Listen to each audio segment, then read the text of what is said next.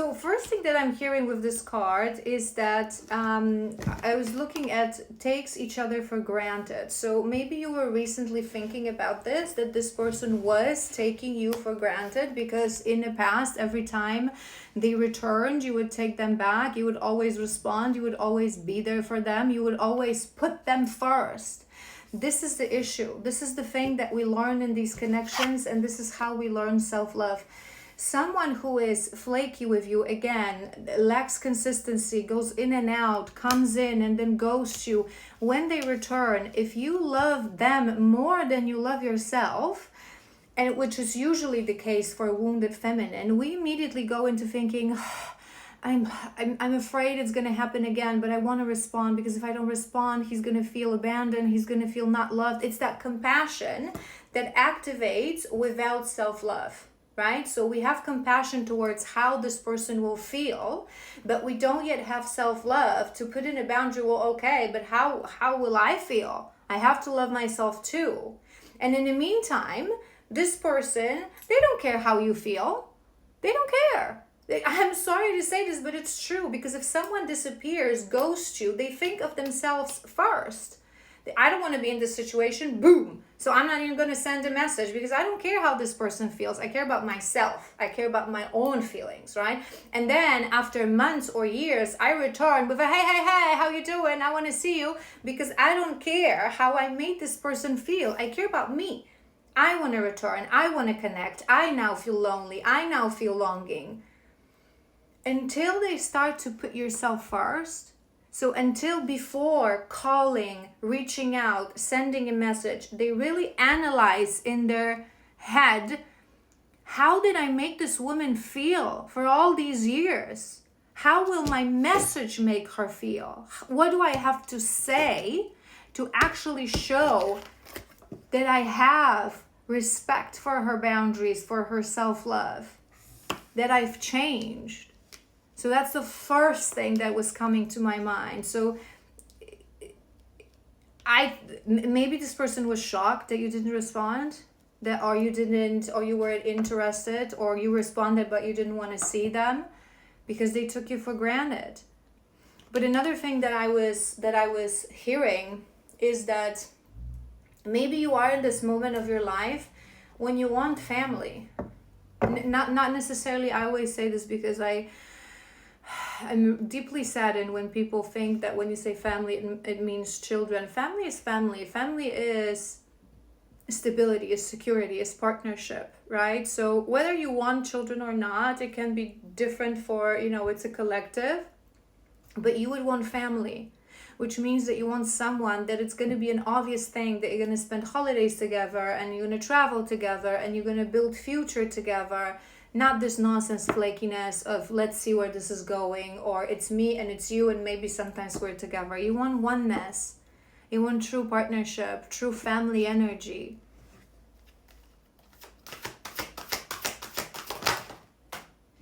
Leo, maybe you're a Leo, maybe this person is, maybe it's a detail, but it's more the energy. I was used to being the central focus of everyone's attention, but your magnetism overweight me and I was insecure about that. But I was looking, there may be some insecurities. Show of overly dramatic, pretentious.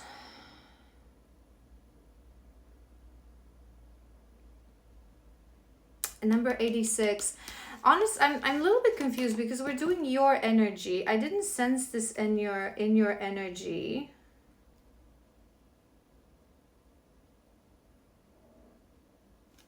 I didn't sense this in your energy. Magnetic, enthusiastic, more that. Maybe that's it, because this is the energy that, remember, we said that you were embodying in the first part. So the positive side of Leo, magnetic, enthusiastic, creative, romantic, leader, generous, exactly that, yes. Maybe you are a Leo.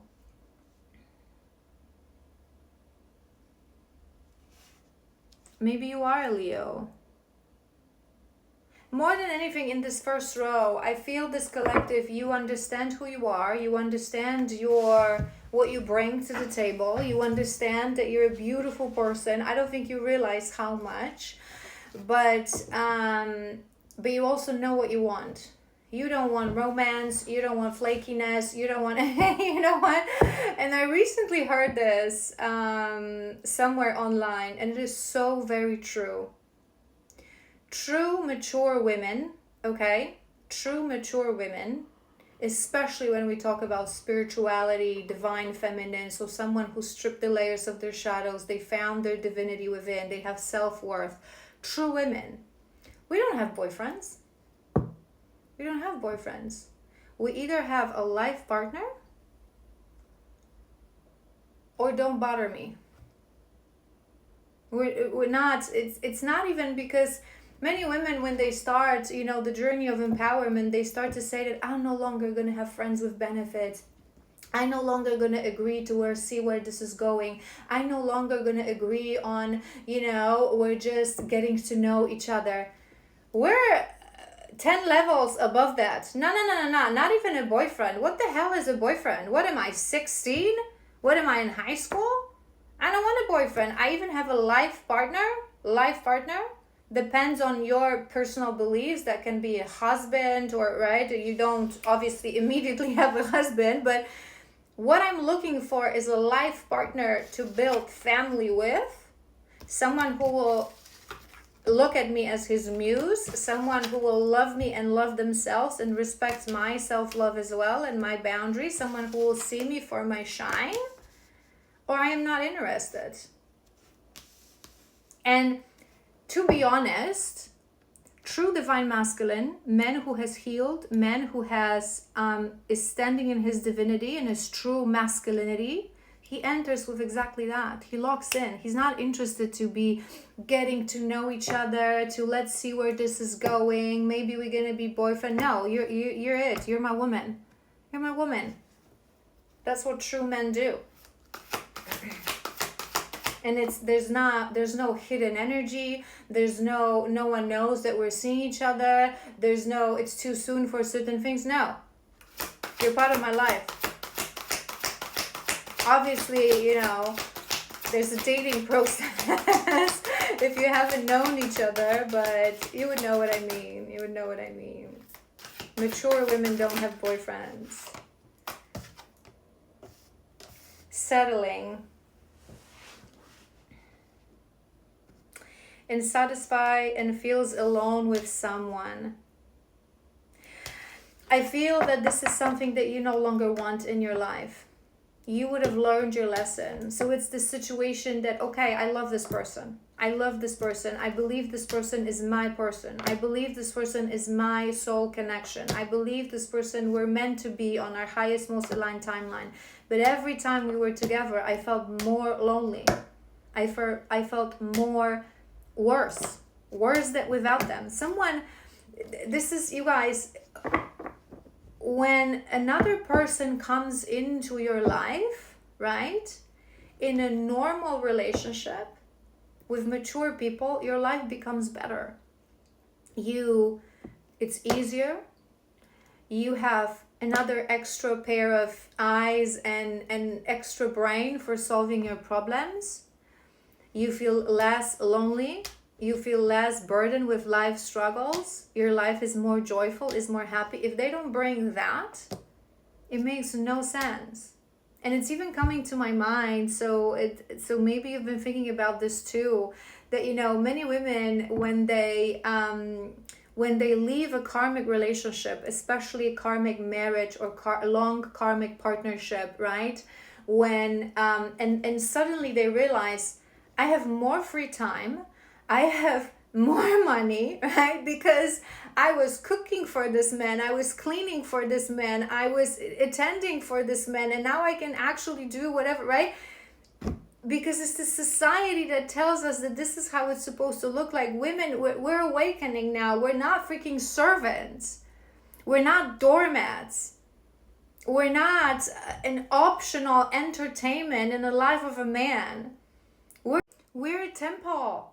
We're element of God on this earth. We're oracles. We're to be celebrated, protected, loved, right?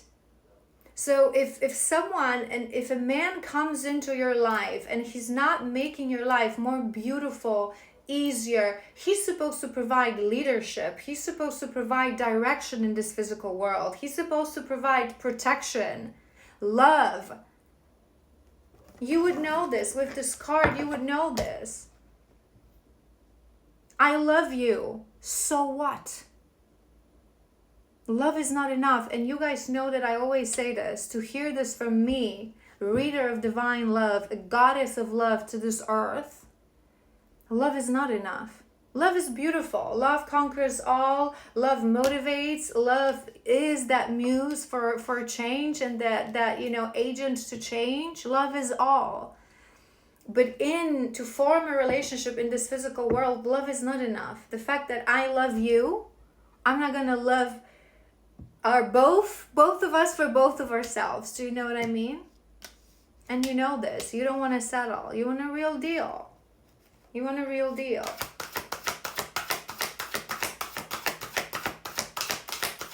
Self-love. Let's do a few more. And I'm curious to see. Cycles! Yes! You've broken a cycle. You've broken a pattern. Because you learn to love yourself. We keep replaying the same story over and over again, and it never ends well. Where we are going to do better, so when we are going to do better to be better, you've learned this. You've learned that every time you would accept this person back, they would do the exact same thing to you. They would disappear, they would be flaky, they would ghost you, whatever was it in your dynamics. Same thing. So you've broken a pattern because you learned to love yourself. I'm not going to let anyone to do that. And it doesn't mean that I won't allow you ever in my life. I always say this to you guys. True divine feminine, especially if you love this person, especially if you believe that this is your true soul connection, the door should always be open, right? But don't step through that door with your nasty shoes, okay? Show that you've changed. Show accountability. Show commitment. Show maturity. Show manhood. And I am more than happy to welcome you in my house. And I feel this energy from you because all the cards that we've done, there's no resentment, there's no anger, right? Some feminines are still not ready, so they go in towards feeling that way. There's no that. You're beautiful, you're enthusiastic, you're happy, you're thriving, right? So the door is open. The door is open. It's just that you've broken a pattern. You've broken a cycle. You're not going to settle. You're not going to allow anyone to treat you, like a doormat. You're not going to accept breadcrumbs. It's either a full meal, partnership, family, commitment, or don't bother me. Don't waste my time. Family ties.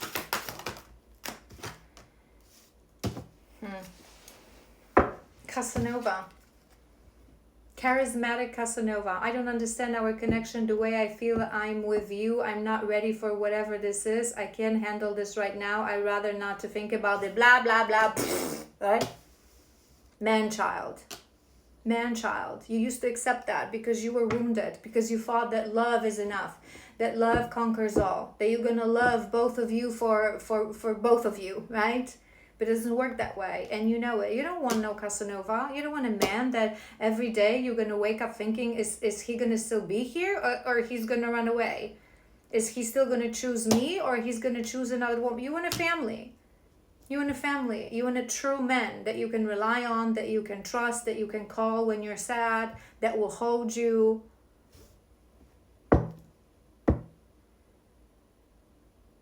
And there are men like that. Men are rising too. Men are awakening too. So many beautiful masculines that are around us. And I the reason I wanted to say that is because remember I said to you, like, men a little bit like children. They are, but in a good way, right? They have this sweet innocence, the little bit of that silliness, that, right? This is why we're the oracles. This is why we in this spirit realm, we lead the way when it comes to setting bar values, right? And because they are a little bit like silly. Which can be good. Once they mature, it's that childlike joy that they can maintain, right? But you don't want no Casanova. Any man who is this behavior, Casanova, from one lady to another, ladies' man, right? I never settle, it's wounding. It's screaming father wound and mommy issues. True men are family men. And this patriarchal, distorted society convinces us that a family man is a boring man. It's not true. Family man is a true man. True men commit. True men devote themselves to their women, to their families, to their future together. And at the same time, they can be so interesting, charismatic, have passions, have dreams. It's oh my God, it's a program. It's the program, and that program keeps many of these men sticking to that stupid sort of a archetype, because they feel that if they're family men, they're gonna be boring and they're gonna be old and they're gonna, how they used to say, drive a Volvo, right? I would love a Volvo. This is a good life. This is a true life. This is a divine life. Through true divine union, we find freedom. We find God. One more. And we're going to do him. I'm a little nervous. I'm getting fierce, right? But I don't feel you're in this energy. I feel like I'm more of your protector here. I feel like you're... Sometimes this is how it works. Sometimes with our own masculines, we have outmost loving and compassion, and then it's I always say this to you guys, it's this best friend kind of a behavior, right? We should, towards our potential partners, men that we love, ex-partners, we should have unconditional compassion and understanding, not making assumptions. But that best friend energy is allowed to be like, if you're hit, we don't want that. All right, we have Gemini.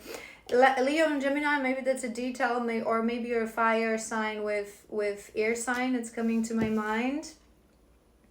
I wasn't always there when you needed me the most. Instead of trying to comfort you, I would jump ship because I couldn't deal with my own emotions, let alone yours. Yeah. You want someone you want to rely on. And I say this to you guys often, that in these connections, what most disappoints us, because deep down we feel that love, we feel their love, we feel that they love us, but what disappoints us is that I can't count on you. What good you make to me, what good this love gives me, if I cannot count on you. If my freaking car breaks down, I cannot call you. If I'm on my period and I want to cry, I can't call you. If I have actual issues in my life, I can't call you. So what is this? What's good of this love? Like, I can count more on my neighbor. You would know this. This is beautiful energy. You're breaking a pattern. You don't want a halfway solution. You know who you are. You love yourself. You want a family. You want a family. You want a real deal. All right. March 20th, May 5th. Maybe something is coming in those days. Let's see what's his energy.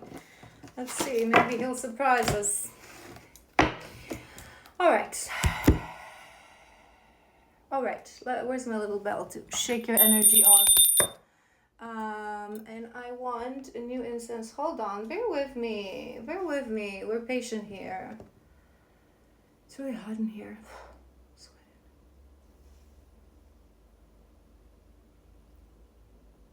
All right. Are we good? We're good. Let's see. I'm gonna be fierce. Maybe if he's watching, he'll learn something. It's about damn time. All right. What's his energy, this masculine?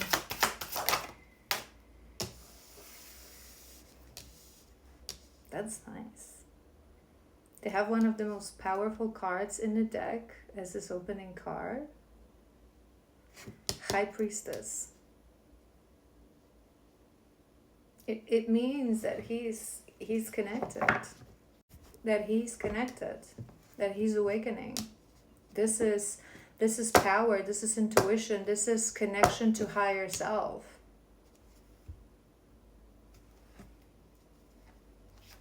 All right.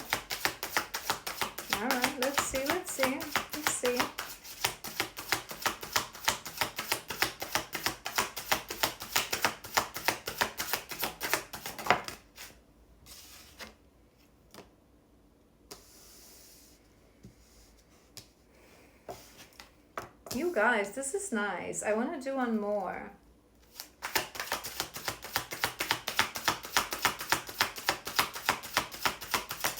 I'm really smelling these cards. So it's coming to my mind. Maybe you have like sharpened sense of smell, or maybe you're a person. Um, Maybe he even, it's maybe a detail for some of you. Maybe, or either he's sensitive to smell and he loves smell. So maybe like smell was the biggest thing for him, for you, that your smell, that it was like he would always notice your smell. Or maybe it can be detail for some of you that he's very sensitive. Maybe he's like a nose or a sommelier, or something that's coming to my mind. We have the devil, but it's funny because the devil is exactly where you had it at the end of your first row. There's a very strong water energy. What was coming to my mind from my emotions deck is gooiness. So he may be a little bit gooey, he may be a little bit emotional, but it's beautiful because it means that he's connected to his emotions. For a very long time, the biggest problem is that they're disconnected. They're disconnected. These are cards of connection. Of connection to your spirit, to your higher self, to your past, to your happy path, to true happiness, to true fulfillment. I feel he's a little nostalgic. I feel he's reminiscing. He would be thinking about the past much. He would be analyzing. I feel he's also contemplating on what really happiness is. And I'm looking at what was left at the bottom of my deck here is that family. And I always teach you guys this. They are in this Casanova energy, right? Not because men think that this is this lone wolf energy. Again, program, wounding, conditioning, blah, blah, blah, blah, blah. True man in his divinity, to his really very core, they want commitment. I always explain this to you guys. We are chaos. We are creation. We're the, I don't know where this is going because I'm focused on God and on my mission, right? Men are the ones that build stability in life. I feel he's contemplating. I don't think this person in deep down in their heart, they didn't want a family. I think that family is all they dreamed of. That happy ever after with a house and with people to rely on, with that stability, that it's us against the world. That's what I'm hearing. It's just that they were scared. One of the biggest issue of our masculines on this journey is fear of commitment that comes from usually betrayal wound and abandonment wound. Their heart's been shattered and wounded, and they've never healed that, so they locked it. This is beautiful energy. There are some shadows. We're going to see what kind of shadows we're talking about here. But very deep reflection, nostalgia, coming into realization what's important in life. The moon.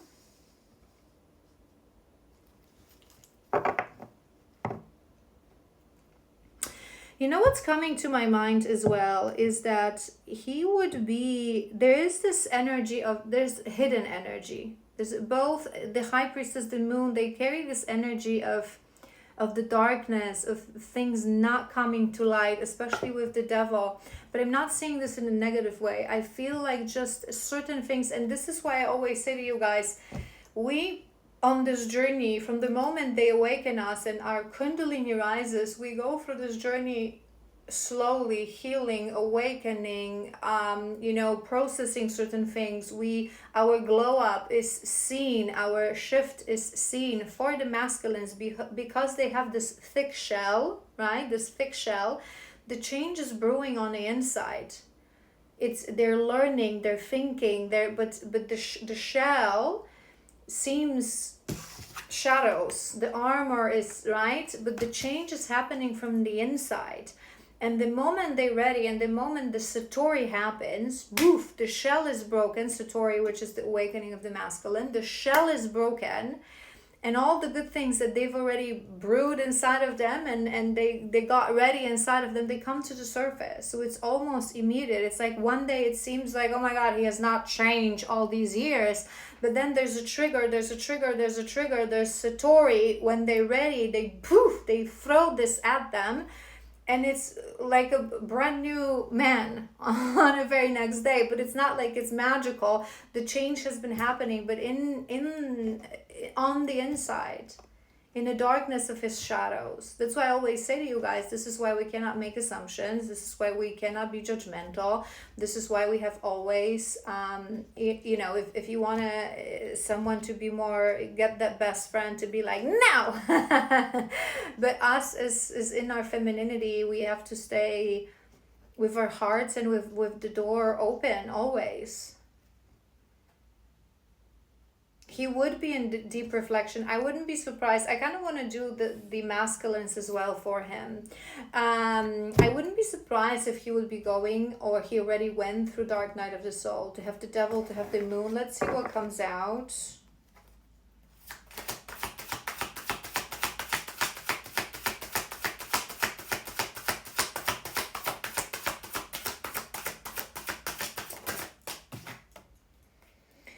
Four of Pentacles.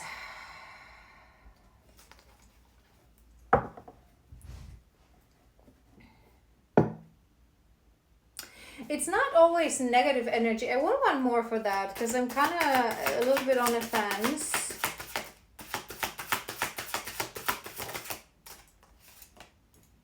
Six of Swords, that's good. That's good. I'm hearing forgiveness of the masculine. There's an episode in my Divine Masculine Masterclass available on my YouTube. There's a playlist, Divine Masculine Masterclass, and there's an episode about forgiveness of the masculine, right? So our beautiful masculines, it started to rain, it's pouring.